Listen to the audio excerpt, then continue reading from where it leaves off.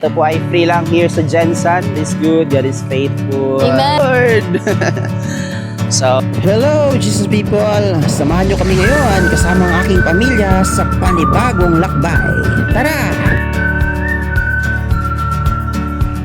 Hello Jesus Fam! Kamusta kayo? So, we are here right now sa Queen Tuna Park with my wife. Ayun, and syempre ang baby namin na super cute na si Super Saya!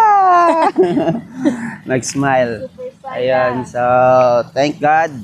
Si yan, ito po ay free lang here sa Jensen. God is good, God is faithful. Bago lang minahuman og kape. Sa imuhan, love? Ha? Sa imuhan gi kape? Milo. Milo iya kay para more baby milk.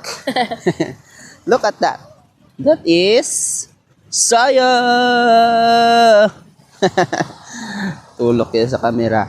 So, may dinhi sa motor na may tinapay. Hindi, ako dapat mag-video lang. Tinapay. Ako Ayan. dapat mag-video sa inyo. Okay na no eh. Hindi, ako. Okay, so yun lang. God is good, God is faithful. Amen. Sama ni Mimingon.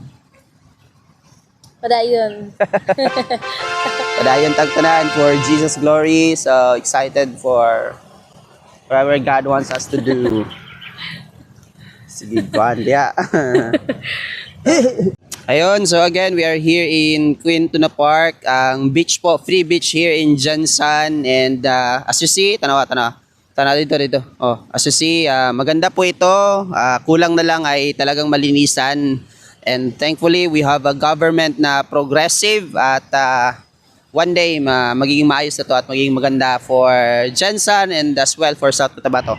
Ayun, so that's the, ano yan? Dagat po natin dito, napaganda. Ayan, so praying for more, ayun, na mga families ang pwede pong mag-enjoy dito. At syempre, ang goodness po ng Lord, ang goodness ng Lord.